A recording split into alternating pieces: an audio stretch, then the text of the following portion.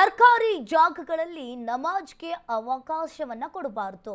ಹಾಗಾದ್ರೆ ಇಲ್ಲಿ ಸಿಎಂ ಸಿದ್ದರಾಮಯ್ಯಗೆ ಪತ್ರದ ಮೂಲಕ ಯತ್ನಾಳ್ ಮನವಿಯನ್ನ ಮಾಡಿದ್ದಾರೆ.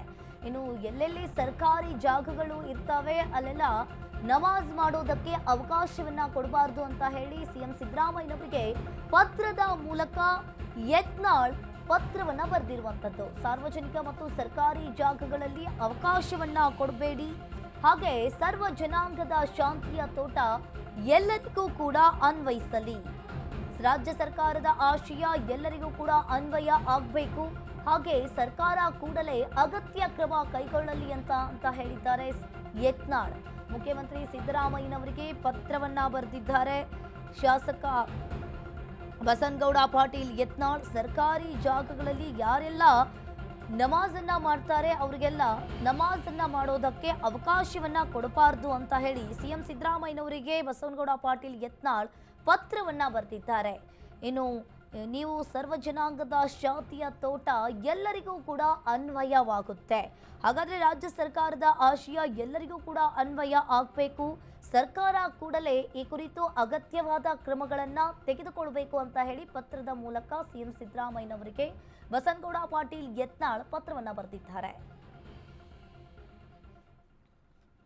ಈ ಬಗ್ಗೆ ಹೆಚ್ಚಿನ ಡೀಟೇಲ್ಸ್ ಅನ್ನ ನೀಡ್ತಾರೆ ನಮ್ಮ ಪ್ರತಿನಿಧಿ ವಿವೇಕ್, ಫೋನ್ ಸಂಪರ್ಕದಲ್ಲಿ ಜಾಯಿನ್ ಆಗಿದ್ದಾರೆ. ಎಸ್ ವಿವೇಕ್, ಇಲ್ಲಿ ನೋಡ್ತಾ ಇರಬಹುದು ಈಗಾಗಲೇ ಬಸನಗೌಡ ಪಾಟೀಲ್ ಯತ್ನಾಳ್ ಅವರು ಸಿಎಂ ಸಿದ್ದರಾಮಯ್ಯನವರಿಗೆ ಸರ್ಕಾರಿ ಜಾಗಗಳಲ್ಲಿ ನಮಾಜ್ಗೆ ಅವಕಾಶವನ್ನ ಕೊಡಬಾರದು ಅಂತ ಹೇಳಿ ಪತ್ರದ ಮೂಲಕ ತಿಳಿಸಿರುವಂತದ್ದು. ಏನೆಲ್ಲ ಆ ಪತ್ರದಲ್ಲಿ ಉಲ್ಲೇಖ ಆಗಿದೆ, ಏನಿದೆ ಇದ್ರ ಬಗ್ಗೆ ಹೆಚ್ಚಿನ ಡೀಟೇಲ್ಸ್?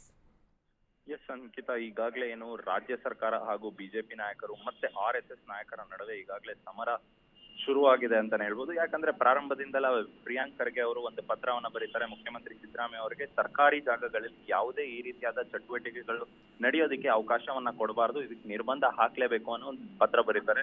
ಅದಾದ ಬಳಿಕ ಮತ್ತೊಂದು ಪತ್ರ ಕೂಡ ಬರೀತಾರೆ. ಸರ್ಕಾರಿ ನೌಕರರು ಯಾರಿದ್ದಾರೆ ಇವ್ರು ಯಾರು ಕೂಡ ಭಾಗಿಯಾಗಬಾರ್ದು, ಒಂದು ವೇಳೆ ಅವ್ರೇನಾದ್ರೂ ಭಾಗಿಯಾದ್ರೆ ಅವರ ವಿರುದ್ಧವೂ ಕೂಡ ಕ್ರಮ ತೆಗೆದುಕೊಳ್ಬೇಕು ಅಂತ ಶಿಫಾರಸನ್ನು ಕೂಡ ಮುಖ್ಯಮಂತ್ರಿ ಹೊರಡಿಸಬೇಕು ಅಂತ 2 ಪತ್ರಗಳನ್ನ ಪ್ರಿಯಾಂಕ್ ಖರ್ಗೆ ಅವರು ಬರೀತಾರೆ. ಅದಾದ ಬಳಿಕ ನಿನ್ನೆ ಅಷ್ಟೇ ಕ್ಯಾಬಿನೆಟ್ ಕೂಡ ನಡೆಯುತ್ತೆ. ಆ ಕ್ಯಾಬಿನೆಟ್ ನಲ್ಲೂ ಕೂಡ ಒಂದು ನಿರ್ಧಾರವನ್ನ ತೆಗೆದುಕೊಳ್ಳಲಾಗುತ್ತೆ.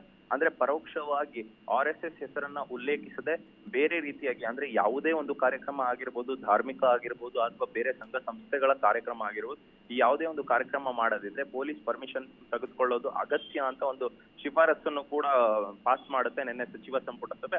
ಆ ನಿಟ್ಟಿನಲ್ಲಿ ಎಲ್ಲೋ ಒಂದ್ ಕಡೆ ಪರೋಕ್ಷವಾಗಿ ಇದು RSS ಗೋಸ್ಕರನೇ ಮಾಡಿದ್ದಾರೆ ಅಂತ ಒಂದಿಷ್ಟು ಬಿಜೆಪಿ ನಾಯಕರು ಕೂಡ ಆರೋಪ ಮಾಡಿದ್ರು, ಒಂದಿಷ್ಟು ಕೆಲ ಸಂಘ ಪರಿವಾರದ ನಾಯಕರು ಕೂಡ ಆರೋಪ ಮಾಡಿದ್ರು. ಅದನ್ನ ಹೊರತುಪಡಿಸಿ ಯತ್ನಾಳ್ ಅವರು ಕೂಡ ಮುಖ್ಯಮಂತ್ರಿಗೆ ಒಂದು ಪತ್ರವನ್ನ ಬರೆದಿದ್ದಾರೆ. ಅಂದ್ರೆ ಯಾವ ರೀತಿಯಾಗಿ ಈ ಚಟುವಟಿಕೆಗಳಿಗೆ ಬಂದ್ ಮಾಡಿದ್ದೀರಾ, ಅಂದ್ರೆ RSS ಚಟುವಟಿಕೆಗಳಾಗಿರ್ಬೋದು, ಬೇರೆ ಸಂಘ ಸಂಸ್ಥೆಯ ಚಟುವಟಿಕೆಗಳು, ಅದೇ ರೀತಿಯಾಗಿ ಎಲ್ಲೂ ಕೂಡ ಸರ್ಕಾರಿ ಜಾಗಗಳಲ್ಲಿ ನಮಾಜ್ ಮಾಡೋದಕ್ಕೂ ಅವಕಾಶವನ್ನ ಕೊಡಬಾರ್ದು. ಅಂದ್ರೆ ಸರ್ವೇ ಜನ ಸುಖಿನೋ ಬಂತು, ಅಂದ್ರೆ ಒಂದ್ ರೀತಿಯಾಗಿ ಸರ್ವೇ ಜನಾಂಗದ ಶಾಂತಿಯ ತೋಟ ಅಂತ ಏನ್ ಯಾವ ರೀತಿಯಾಗಿ ಕರೆದುಕೊಳ್ಳುತ್ತೆ ಸರ್ಕಾರ, ಆ ರೀತಿಯಾಗಿ ಕರೆದುಕೊಳ್ಬೇಕು. ಅಂದ್ರೆ ಸಂಪೂರ್ಣವಾಗಿ ಎಲ್ಲರಿಗೂ ಕೂಡ ಇದು ಒಂದೇ ರೀತಿಯಾದ ಕಾನೂನು ಇರಬೇಕು, ಒಬ್ಬರಿಗೊಂದು ಇನ್ನೊಬ್ಬರಿಗೊಂದು ಅವಕಾಶವನ್ನ ಮಾಡ್ಕೊಡ್ಬಾರ್ದು. ಹಾಗಾಗಿ ಸರ್ಕಾರ ಕೂಡಲೇ ಅಗತ್ಯ ಕ್ರಮ ತೆಗೆದುಕೊಂಡು ಇದೆಲ್ಲೆಲ್ಲಿ ನಮಾಜನ್ನ ಮಾಡ್ತಿದ್ದಾರೆ ಸರ್ಕಾರಿ ಜಾಗಗಳಲ್ಲಿ, ಅಂದ್ರೆ ಬಹುತೇಕ ಕಡೆ ಈಗಾಗಲೇ ಗಮನಿಸಿದಂತೆ ಒಂದಿಷ್ಟು ಸರ್ಕಾರಿ ಜಾಗಗಳಲ್ಲಿ ನಮಾಜ್ ಮಾಡ್ತಕ್ಕಂಥದ್ದು ಮತ್ತೆ ಅವರ ಪ್ರಕ್ರಿಯೆ ರೀತಿಯಲ್ಲಿ, ಅಂದ್ರೆ ದಿನಕ್ಕೆ ಒಂದ್ 5 ಬಾರಿಯನ್ನ ನಮಾಜ್ ಮಾಡ್ತಾರೆ. ಅದರಲ್ಲೂ ಕೂಡ ಕೆಲಸದ ಸಮಯದಲ್ಲಿ ಇದ್ದಂತ ಸಂದರ್ಭದಲ್ಲಿ, ಅಂದ್ರೆ ಸರ್ಕಾರಿ ಕಚೇರಿಗಳಲ್ಲಿ ಇದನ್ನ ಮಾಡೋದಕ್ಕೆ ನಿರ್ಬಂಧ ಹೇರಲೇಬೇಕು. ಸರ್ಕಾರ ಇದರ ವಿರುದ್ಧ ಕೂಡ ಕ್ರಮವನ್ನ ಕೈಗೊಳ್ಬೇಕು. ಕೇವಲ ಒಂದು ಸಂಘ ಸಂಸ್ಥೆ ಅಥವಾ ಕೇವಲ RSS ಗೆ ಟಾರ್ಗೆಟ್ ಮಾಡಿ ಈ ರೀತಿಯಾಗಿ ಮಾಡಬಾರ್ದು, ಎಲ್ಲರಿಗೂ ಸಮನಾಗಿ ಒಂದೇ ಕಾನೂನು ಇರಬೇಕು ಅಂತ ಮುಖ್ಯಮಂತ್ರಿ ಸಿದ್ದರಾಮಯ್ಯನವರಿಗೆ ಬಿಜೆಪಿ ಉಚ್ಚಾಟಿತ ಶಾಸಕ ಯತ್ನಾಳ್ ಅವರು ಪತ್ರ ಬರೆದಿದ್ದಾರೆ. ಥ್ಯಾಂಕ್ ಯು ವಿವೇಕ್, ನಿಮ್ಮೆಲ್ಲ ಮಾಹಿತಿಗೆ.